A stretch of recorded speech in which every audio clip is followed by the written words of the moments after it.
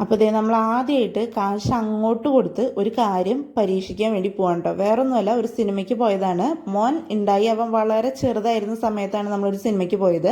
ഇനി എങ്ങനെ ഇരിക്കുന്ന അറിയാൻ വേണ്ടിയിട്ട് എക്സ്പീരിയൻസ് ചെയ്യാൻ വേണ്ടി പോയതാണ്.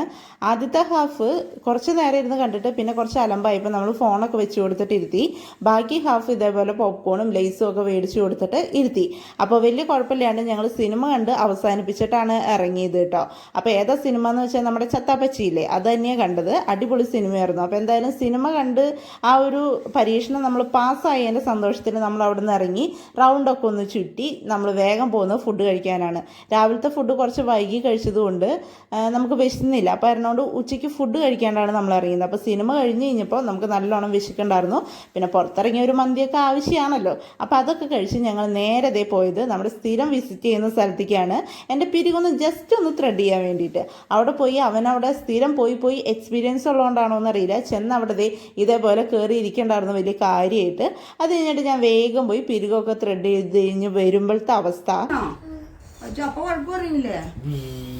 വലിയ കാര്യങ്ങളൊക്കെ പറയുക.